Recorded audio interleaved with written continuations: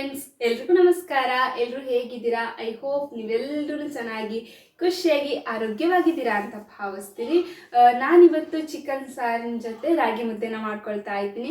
ಹಾಗೆ ನಿಮ್ಮ ಜೊತೆ ಕೂಡ ಶೇರ್ ಮಾಡ್ಕೊಳ್ತೀನಿ. ಐ ಹೋಪ್ ನಿಮ್ಗೆಲ್ರಿಗೂ ಈ ವಿಡಿಯೋ ಇಷ್ಟ ಆಗ್ಬೋದು ಅಂತ ಅನ್ಕೊತೀನಿ. ನಿಮ್ಗೇನಾದರೂ ಈ ವಿಡಿಯೋ ಇಷ್ಟ ಆದರೆ ತಪ್ಪದೆ ನನ್ನ ಚಾನಲ್ನ ಸಬ್ಸ್ಕ್ರೈಬ್ ಮಾಡಿ, ಹಾಗೆ ಪಕ್ಕದಲ್ಲಿ ಕಾಣುವಂಥ ಬೆಲ್ ಐಕನನ್ನು ಕ್ಲಿಕ್ ಮಾಡಿ, ಆಲ್ ಅಂತ ಕ್ಲಿಕ್ ಮಾಡಿ. ಯಾಕಂದರೆ ನಾನು ಮಾಡೋ ಪ್ರತಿ ವಿಡಿಯೋ ನೋಟಿಫಿಕೇಶನ್ ನಿಮ್ವರೆಗೂ ಬರುತ್ತೆ. ಬನ್ನಿ, ಹಾಗಿದ್ರೆ ನಾನು ಯಾವ ರೀತಿ ಚಿಕನ್ ಸಾರು ಹಾಗೆ ರಾಗಿ ಮುದ್ದೆನ ಮಾಡ್ತೀನಿ ಅಂತ ತೋರಿಸ್ತೀನಿ. ಇಲ್ಲಿ ನೋಡ್ತಿರ್ಬೋದು, ನಾನು ಇಷ್ಟೊಂದು ಮಸಾಲೆ ಐಟಮ್ಸ್ನ ರೆಡಿ ಮಾಡಿ ಇಟ್ಕೊಂಡಿದ್ದೀನಿ. ಇದೆಲ್ಲವನ್ನು ಕೂಡ ಚೆನ್ನಾಗಿ ಫ್ರೈ ಮಾಡಿಕೊಂಡು ರುಬ್ಬೋದಿಕ್ಕಂತ ರೆಡಿ ಮಾಡಿ ಇಟ್ಕೊಂಡಿದ್ದೀನಿ. ಇಲ್ಲಿ ಒಂದು 10ರಿಂದ 12 ಬ್ಯಾಡ್ಗಿ ಮೆಣಸನ್ನು ತೊಗೊಂಡಿದ್ದೀನಿ, ಒಂದು 2 ಸ್ಪೂನ್ ಕೊತ್ತಂಬರಿ, ಹಾಗೆ ಒಂದು ಅರ್ಧ ಸ್ಪೂನಷ್ಟು ಜೀರಿಗೆ, ಒಂದು 5ರಿಂದ 6 ಬೇಳೆಯಷ್ಟು ಗೋಡಂಬಿನ ತೊಗೊಂಡಿದ್ದೀನಿ, ಹಾಗೆ ಒಂದು ಸ್ವಲ್ಪ ಸೋಂಪು ಕಾಳು, ಹಾಗೆ ಒಂದು 3 ಲವಂಗ, ಒಂದು ಚಿಕ್ಕ ಪೀಸ್ ಚಕ್ಕೆ, ಹಾಗೆ ಒಂದು ಸ್ವಲ್ಪ ಕಸೂರಿ ಮೇಥಿನ ತೊಗೊಂಡಿದ್ದೀನಿ. ಹಾಗೆ ಇಲ್ಲಿ ನಾನು ಒಂದು ಸ್ವಲ್ಪ ಕೊತ್ತಂಬರಿ ಸೊಪ್ಪನ್ನು ತೊಗೊಂಡಿದ್ದೀನಿ, ಹಾಗೆ ಒಂದು 5ರಿಂದ 6 ಎಸಳಷ್ಟು ಬೆಳ್ಳುಳ್ಳಿ, 1 ಇಂಚಷ್ಟು ಶುಂಠಿ, 1-2 ಹಸಿಮೆಣಸು, ನಿಮಗೆ ಖಾರ ಜಾಸ್ತಿ ಬೇಕಂತಂದರೆ ಜಾಸ್ತಿ ಕೂಡ ತೊಗೊಳ್ಬೋದು, ಹಾಗೆ 1 ಟೊಮೆಟೊ, ಹುಳಿ ಟೊಮೆಟೊ ಆದರೆ ಚೆನ್ನಾಗಿರುತ್ತೆ, ಹಾಗೆ 1 ಈರುಳ್ಳಿನ ಕಟ್ ಮಾಡಿ ಇಟ್ಕೊಂಡಿದ್ದೀನಿ. ಇದೆಲ್ಲವನ್ನು ಫ್ರೈ ಮಾಡಿಕೊಂಡು ಗ್ರೈಂಡ್ ಮಾಡಿಕೊಂಡ್ರೆ ಆಯಿತು. ಒಂದು ಸ್ವಲ್ಪ ಕೊಬ್ಬರಿನ ತೊಗೊಂಡಿದ್ದೀನಿ, ಸ್ವಲ್ಪ ಸಾಕು, ಜಾಸ್ತಿ ಬೇಡ. ನಾನಿವತ್ತು ರಾಗಿ ಮುದ್ದೆಗೆ ಮಾಡ್ತಿರೋದ್ರಿಂದ ಕೊಬ್ಬರಿ ಹಾಕಿ ಮಾಡ್ಕೊಳ್ತಾ ಇದ್ದೀನಿ, ಸ್ವಲ್ಪ ತೆಳುವಾಗಿದ್ದರೆ ಚೆನ್ನಾಗಿರುತ್ತೆ ಅಂತ ಹೇಳಿ. ಇವಾಗ ನಾನು ಇಷ್ಟೆಲ್ಲ ಮಸಾಲೆ ಐಟಮ್ಸ್ನ ಯಾವುದೆಲ್ಲ ರುಬ್ಬೋದಕ್ಕೆ ಬೇಕು ಅದನ್ನೆಲ್ಲ ರೆಡಿ ಮಾಡಿ ಇಟ್ಕೊಂಡಿದ್ದೀನಿ. ಇದನ್ನು ಒಂದು ಸ್ವಲ್ಪ ಎಣ್ಣೆಯಲ್ಲಿ ಫ್ರೈ ಮಾಡಿಕೊಂಡು ರುಬ್ಕೊಂಡ್ರೆ ಆಯಿತು ಅಷ್ಟೇ. ಬನ್ನಿ ಯಾವ ರೀತಿ ಮಾಡೋದು ಅಂತ ನೋಡೋಣ. ನಾನೀಗ ಎಲ್ಲ ಐಟಮ್ಸ್ ಕೂಡ ರೆಡಿ ಮಾಡಿ ಇಟ್ಕೊಂಡಿದ್ದೀನಿ. ಇವಾಗ ಒಂದು ಸ್ವಲ್ಪ ಅದನ್ನು ಎಣ್ಣೆಯಲ್ಲಿ ಫ್ರೈ ಮಾಡ್ಕೊಳ್ಳುವ. ಗ್ಯಾಸನ್ನು ಆನ್ ಮಾಡಿ ಪಾತ್ರೆ ಒಂದು ಸ್ವಲ್ಪ ಬಿಸಿ ಆಗಲಿ. ಫ್ರೈ ಮಾಡಬೇಕಾದ್ರೆ ಯಾವಾಗಲೂ ಅಷ್ಟೇ ಲೋ ಫ್ಲೇಮಲ್ಲಿ ಇಟ್ಟಿನೇ ಫ್ರೈ ಮಾಡ್ಕೊಳ್ಬೇಕು. ಇವಾಗ ಒಂದು ಸ್ವಲ್ಪ ಪಾತ್ರೆ ಬಿಸಿ ಆಗಿದೆ.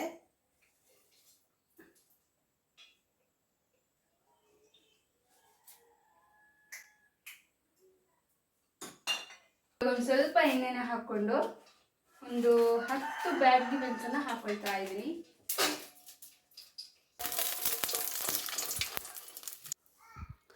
ಬ್ಯಾಡ್ಗಿ ಮೆಣಸು ಒಂದು ಸ್ವಲ್ಪ ಫ್ರೈ ಆದಮೇಲೆ ನಾನಿಲ್ಲಿ ಒಂದು 2 ಸ್ಪೂನಷ್ಟು ಧನಿಯಾನ ತೊಗೊಂಡಿದ್ದೀನಿ, ಹಾಗೆ ಒಂದು ಅರ್ಧ ಸ್ಪೂನಷ್ಟು ಜೀರಿಗೆ, ಹಾಗೆ ಒಂದು 1/4 ಸ್ಪೂನಷ್ಟು ಸೋಂಪು, ಹಾಗೆ ಒಂದು 3 ಲವಂಗ, 1 ಚಕ್ಕೆ ಪೀಸು, ಹಾಗೆ ಒಂದು 4 ಗೋಡಂಬಿನ ತೊಗೊಂಡಿದ್ದೀನಿ, ಹಾಗೆ ಸ್ವಲ್ಪ ಕರಿಬೇವು, ಹಾಗೆ ಒಂದು ಸ್ವಲ್ಪ ಕಸೂರಿ ಮೇಥಿನ ತೊಗೊಂಡಿದ್ದೀನಿ.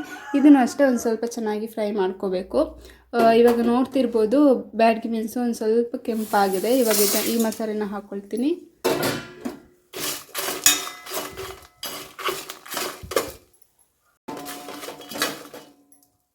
ಇದನ್ನು ಹಾಕೊಂಡ ತಕ್ಷಣವೇ ನಾನು ಸ್ವಲ್ಪ ಕೊತ್ತಂಬರಿ ಸೊಪ್ಪು, 1-2 ಹಸಿಮೆಣಸು, ಈರುಳ್ಳಿ, ಟೊಮೆಟೊ, ಬೆಳ್ಳುಳ್ಳಿ, ಹಾಗೆ ಶುಂಠಿನ ಹಾಕ್ಕೊಳ್ತೀನಿ.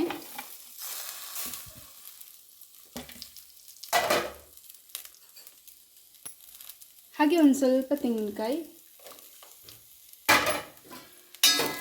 ಎಣ್ಣೆಯಲ್ಲಿ ಚೆನ್ನಾಗಿ ಫ್ರೈ ಮಾಡ್ಕೊಳ್ತೀನಿ.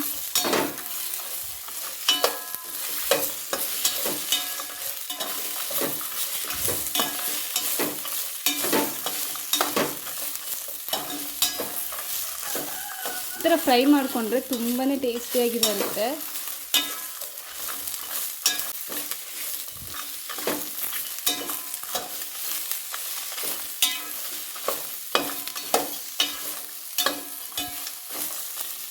ಇದನ್ನು ರುಬ್ಕೊಂಡ್ರೆ ಆಯಿತು ಅಷ್ಟೇ, ತಣ್ಣಗಾದ್ಮೇಲೆ. ಇವಾಗ ಇದೇ ಪಾತ್ರೆಯಲ್ಲಿ ನಾನು ಚಿಕನ್ನ ಬೇಯೋದಕ್ಕೆ ಇಡ್ತೀನಿ. ಇವಾಗ ಇನ್ನೊಂದು ಪ್ಲೇಟ್ಗೆ ಇದನ್ನು ಟ್ರಾನ್ಸ್ಫರ್ ಮಾಡಿ ಇಟ್ಕೊಳ್ತೀನಿ.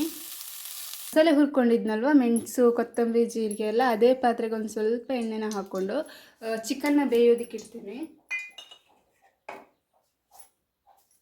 ನೋಡ್ಬೋದು, ಒಂದು ಚಿಕ್ಕ ಈರುಳ್ಳಿ, ಹಾಗೆ ಒಂದು ಸ್ವಲ್ಪ ಬೆಳ್ಳುಳ್ಳಿನ ಕಟ್ ಮಾಡಿ ಇಟ್ಕೊಂಡಿದ್ದೀನಿ.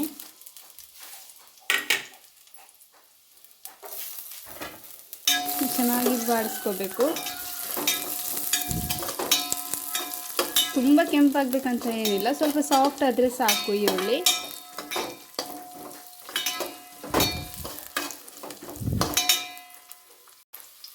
ಈರುಳ್ಳಿ ಒಂದು ಸ್ವಲ್ಪ ಫ್ರೈ ಆಗಿದೆ.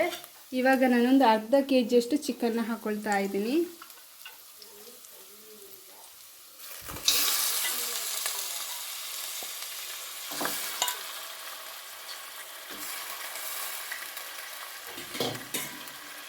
ಹಾಗೆ ಒಂದು 1/4 kg ಲಿವರ್ ಇದೆ, ಅದನ್ನು ಕೂಡ ಸೇರಿಸ್ಕೊಳ್ತೀನಿ. ಒಟ್ಟಿಗೆ 3/4 kg ಇದೆ. 1/4 kg ಲಿವರ್ ಹಾಗೆ ಅರ್ಧ kg ಚಿಕನ್ನು. ಸ್ವಲ್ಪ ಚೆನ್ನಾಗಿ ಮಿಕ್ಸ್ ಮಾಡ್ಕೋಬೇಕು.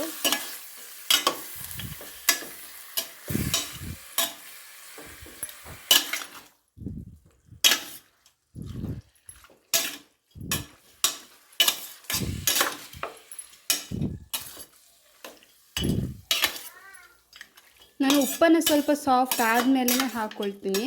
ಇವಾಗ ಒಂದು ಸ್ವಲ್ಪ ಅರಿಶಿನ ಹಾಕ್ಕೊಳ್ತೀನಿ ಅಷ್ಟೇ. ಉಪ್ಪನ್ನು ಮಾತ್ರ ಚಿಕನ್ ಸ್ವಲ್ಪ ಸಾಫ್ಟಾಗಿ ನೀರು ಬಿಟ್ಕೊಂಡ್ಮೇಲೆ ಸ್ವಲ್ಪ ಉಪ್ಪನ್ನು ಹಾಕ್ಕೊಳ್ತೀನಿ.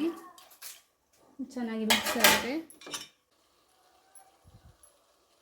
ಒಂದು ಸ್ವಲ್ಪ ಅರಿಶಿನ ಪುಡಿನ ಹಾಕ್ಕೊಂಡಿದ್ದೀನಿ.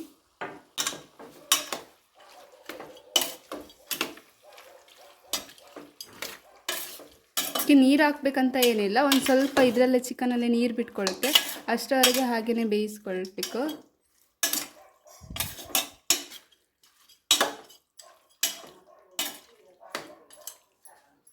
ಇದು ಹಾಗೆ ನಾನು ಸ್ವಲ್ಪ ಬೇಯಲಿ ನೀರು ಬಿಟ್ಕೊಳ್ಳೋವರೆಗೂ. ಇವಾಗ ನಾವು ಫ್ರೈ ಮಾಡ್ಕೊಂಡಿರುವಂತಹ ಮಸಾಲೆನ ರುಬ್ಕೊಳ್ಳೋಣ. ಚೆನ್ನಾಗಿ ನೈಸ್ ಮಾಡಿಕೊಂಡ್ರೆ ಟೇಸ್ಟ್ ತುಂಬ ಚೆನ್ನಾಗಿ ಬರುತ್ತೆ. ತುಂಬಾ ನೈಸಾಗಿ ರುಬ್ಕೋಬೇಕು.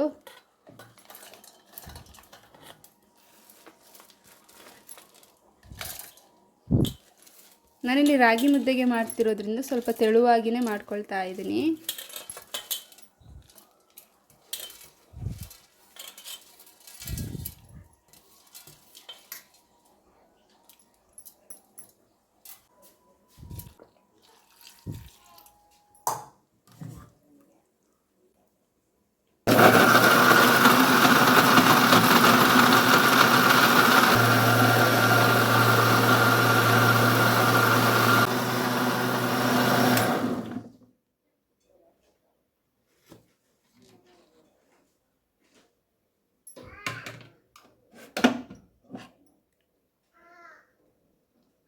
ನೈಸಾಗಿ ಪೇಸ್ಟ್ ಮಾಡ್ಕೊಂಡಿದ್ದೀನಿ.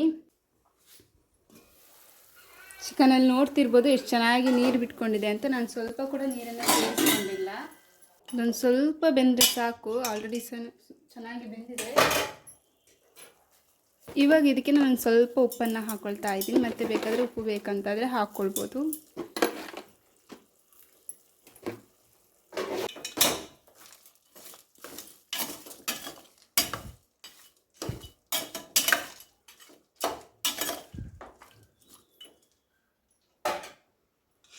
ಉಪ್ಪು ಹಾಕ್ಕೊಂಡಾದ್ಮೇಲೆ ಒಂದು ಸ್ವಲ್ಪ ಬೆಂದರೆ ಸಾಕು.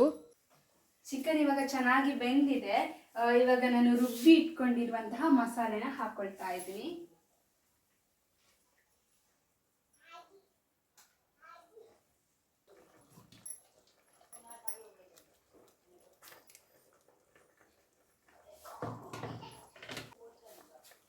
ಮಿಕ್ಸಿಗೆ ಒಂದು ಸ್ವಲ್ಪ ನೀರನ್ನು ಹಾಕ್ಕೊಳ್ತಾ ಇದ್ದೀನಿ.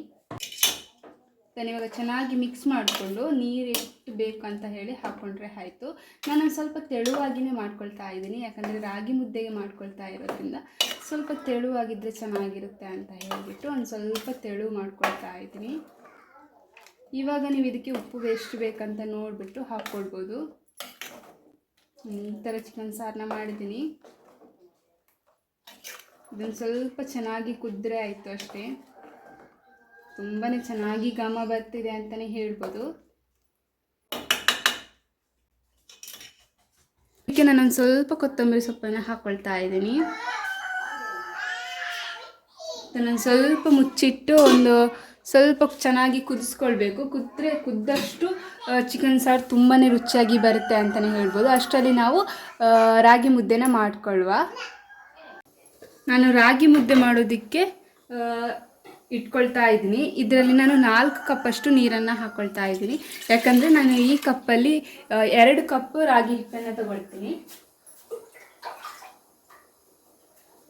ನಾವು 1 ಕಪ್ ರಾಗಿ ಹಿಟ್ಟಿಗೆ 2 ಕಪ್ಪಷ್ಟು ನೀರನ್ನು ತಗೋಬೇಕು.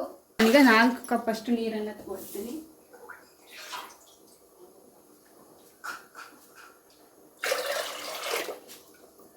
ಸ್ವಲ್ಪ ಉಪ್ಪನ್ನು ಹಾಕ್ಕೊಳ್ತಾ ಇದ್ದೀನಿ.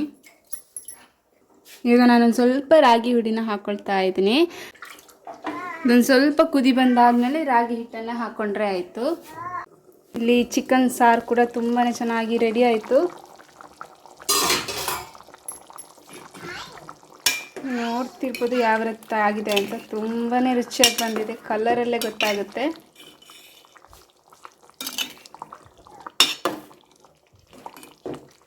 ರುಚಿಯಾಗಿರುವಂತಹ ಚಿಕನ್ ಸಾರು ರೆಡಿ ಆಯಿತು. ಇನ್ನು ನಾವು ಒಂದು ಸ್ವಲ್ಪ ರಾಗಿ ಹಿಟ್ಟನ್ನು ಕುದಿಲಿಕ್ಕೆ ಇಟ್ಟಿದ್ದೀನಿ. ಅದು ಕುದ್ದಾದ್ಮೇಲೆ ರಾಗಿ ಹಿಟ್ಟನ್ನು ಹಾಕಿ ರಾಗಿ ಮುದ್ದೆ ಮಾಡಿಕೊಂಡ್ರೆ ಆಯಿತು. ಇಲ್ಲಿ ನಮ್ಮ ಚಿಕನ್ ಸಾರು ರೆಡಿ ಆಯಿತು.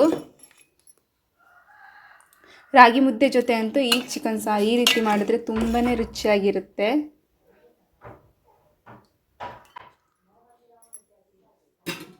ಅದು ನೀರೊಂದು ಸ್ವಲ್ಪ ಕುದಿಲಿಕ್ಕಾಗಿದೆ. ಇವಾಗ ನಾನು ರಾಗಿ ಹಿಟ್ಟನ್ನು ಹಾಕ್ಕೊಳ್ತಾ ಇದ್ದೀನಿ. 1 ಕಪ್ಪನ್ನು ಹಾಕ್ಕೊಂಡೆ. ಇದರಲ್ಲಿ ಮೇನ್ ಇಂಪಾರ್ಟೆಂಟ್ ಥಿಂಗ್ ಅಂತ ಹೇಳಿದ್ರೆ ಇದನ್ನು ಚೆನ್ನಾಗಿ ಕಲಿಸ್ಕೋಬೇಕು, ಇಲ್ಲಾಂದರೆ ಗಂಟು ಆಗಿಬಿಡುತ್ತೆ. ಇವಾಗ ನಾನು ಇದಕ್ಕೆ ಇನ್ನೊಂದು ಕಪ್ ರಾಗಿ ಹಿಟ್ಟನ್ನು ಹಾಕ್ಕೊಳ್ತಾ ಇದ್ದೀನಿ.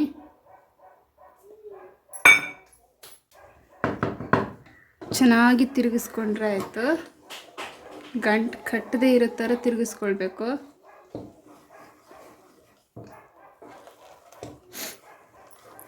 ನಾನು 2 ಕಪ್ ರಾಗಿ ಹಿಟ್ಟನ್ನು ತಗೊಂಡಿದ್ದೀನಿ. ಅದಕ್ಕೆ 4 ಕಪ್ಪಷ್ಟು ನೀರನ್ನು ಸೇರಿಸ್ಕೊಂಡಿದ್ದೀನಿ. ಚೆನ್ನಾಗಿ ಗಟ್ಟಿ ಆಗೋವರೆಗೂ ಯಾವುದೇ ಗಂಟು ಇಲ್ಲದೆ ಥರ ಚೆನ್ನಾಗಿ ತಿರುಗಿಸ್ಕೋಬೇಕು.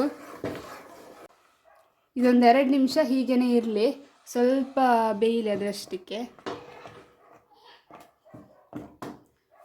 ಒಂದು ವೇಳೆ ನಿಮಗೆ ರಾಗಿ ಮುದ್ದೆ ಮಾಡಬೇಕಾದ್ರೆ ನೀರು ಸ್ವಲ್ಪ ಜಾಸ್ತಿ ಅಂತ ಅನಿಸಿದ್ರೆ ಒಂದು ಸ್ವಲ್ಪ ಹಸಿ ಹಿಟ್ಟನ್ನು ಹಾಕ್ಕೊಂಡು ತಿರುಗಿಸ್ಕೊಂಡ್ರೆ ಸರಿಯಾಗಿರುತ್ತೆ. ಬಿಸಿ ಬಿಸಿಯಾಗಿರುವಂತಹ ರಾಗಿ ಮುದ್ದೆ ರೆಡಿ ಆಯಿತು. ಇದನ್ನು ಮುದ್ದೆ ಕಟ್ಕೊಳ್ಳೋದು ಒಂದು ಸ್ವಲ್ಪ ಕಷ್ಟ ಅಂತಲೇ ಹೇಳ್ಬೋದು. ಯಾಕಂದರೆ ನಂಗೆ ಸ್ವಲ್ಪ ಜಾಸ್ತಿನೇ ಬಿಸಿ ಆಗುತ್ತೆ. ಹಾಗಾಗಿ ಬಿಸಿ ಬಿಸಿಯಾಗಿರುವಾಗಲೇ ಮುದ್ದೆ ಕಟ್ಕೊಳ್ಳೋದು ಸ್ವಲ್ಪ ಕಷ್ಟ ಅನಿಸುತ್ತೆ. ಹಾಗಾಗಿ ನಾನು ಸ್ವಲ್ಪ ಚಿಕ್ಕ ಚಿಕ್ಕ ಮುದ್ದೆನೇ ಕಟ್ಕೊಳ್ತೀನಿ. ಸ್ವಲ್ಪ ಜಾಸ್ತಿ ದೊಡ್ಡ ಮುದ್ದೆ ಕಟ್ಕೊಳ್ಬೇಕಾದ್ರೆ ಒಂದು ಸ್ವಲ್ಪ ಜಾಸ್ತಿ ಬಿಸಿ ಆಗುತ್ತೆ. ಅದಕ್ಕೆ ಒಂದು ಸ್ವಲ್ಪ ಚಿಕ್ಕ ಚಿಕ್ಕ ಮುದ್ದೆನೇ ನಾನು ಕಟ್ಕೊಳ್ತೀನಿ. ನನಗೆ ರಾಗಿ ಮುದ್ದೆ ಅಂದರೆ ತುಂಬಾ ಇಷ್ಟ. ಹಾಗಾಗಿ ನಾನಿವತ್ತು ರಾಗಿ ಮುದ್ದೆನ ಮಾಡ್ಕೊಳ್ತಾ ಇದ್ದೀನಿ. ನೀವು ಕೂಡ ಒಂದು ಸಲ ಇದೇ ರೀತಿ ಟ್ರೈ ಮಾಡಿ. ಚಿಕನ್ ಸಾರು ಜೊತೆ ರಾಗಿ ಮುದ್ದೆ ತುಂಬಾ ಚೆನ್ನಾಗಿರುತ್ತೆ. ಹಾಗೆ ನಾನಿವತ್ತು ಮಾಡಿರೋ ಚಿಕನ್ ಸಾರು ತುಂಬಾ ರುಚಿಯಾಗಿತ್ತು. ನೀವು ಕೂಡ ಒಂದು ಸಲ ಇದೇ ರೀತಿ ಟ್ರೈ ಮಾಡಿ. ಸಾಮಾನ್ಯವಾಗಿ ನಾನು ಯಾವಾಗಲೂ ರಾಗಿ ಮುದ್ದೆ ಮಾಡ್ಕೊಳ್ಳೋದಿಲ್ಲ. ಯಾವಾಗಾದರೂ ಒಂದು ಸಲ ತಿನ್ನಬೇಕು ಅಂತ ತುಂಬ ಅನಿಸಿದಾಗ ಮಾತ್ರ ರಾಗಿ ಮುದ್ದೆ ಮಾಡ್ಕೊಳ್ತೀನಿ. ಬನ್ನಿ ಯಾವ ರೀತಿ ಆಗಿದೆ ಅಂತ ಟೇಸ್ಟ್ ಮಾಡುವ. ಈಗ ಕಟ್ ಮಾಡ್ಕೊಳ್ಳಿ, ಬಿಸಿ ಇದೆ ಇಲ್ಲಿ ನೋಡಿ. ತುಂಬಾ ಚೆನ್ನಾಗಿದೆ ಚಿಕನ್ ಸಾರು ಅಂತಲೇ ಹೇಳ್ಬೋದು. ಹಾಗೆ ಈ ರಾಗಿ ಮುದ್ದೆ ಜೊತೆ ತುಂಬಾ ಪರ್ಫೆಕ್ಟ್ ಕಾಂಬಿನೇಷನ್ ಅಂತ ಕೂಡ ಹೇಳ್ಬೋದು. ಚಿಕನ್ ಸಾರು ಮತ್ತು ರಾಗಿ ಮುದ್ದೆ ತುಂಬಾ ಚೆನ್ನಾಗಿ ಬಂದಿದೆ. ಹಾಗೆ ಚಿಕನ್ ಸಾರು ಜೊತೆ ಈ ರಾಗಿ ಮುದ್ದೆ ತುಂಬಾ ಪರ್ಫೆಕ್ಟ್ ಕಾಂಬಿನೇಷನ್ ಅಂತಲೇ ಹೇಳ್ಬೋದು. ಐ ಹೋಪ್ ನಿಮಗೂ ಕೂಡ ಈ ವಿಡಿಯೋ ಇಷ್ಟ ಆಯಿತು ಅಂತ ಅಂದ್ಕೊತೀನಿ. ನಿಮಗೇನಾದರೂ ಈ ವಿಡಿಯೋ ಇಷ್ಟ ಆದರೆ ಪ್ಲೀಸ್ ನನ್ನ ಚಾನಲ್ನ ಸಬ್ಸ್ಕ್ರೈಬ್ ಮಾಡಿ. Thank you for watching. ಮತ್ತೊಂದು ಹೊಸ ವಿಡಿಯೋದೊಂದಿಗೆ ಮತ್ತೆ ಸಿಗ್ತೀನಿ. ಅಲ್ಲಿವರೆಗೂ ಟೇಕ್ ಕೇರ್, ಬಾಯ್ ಬಾಯ್.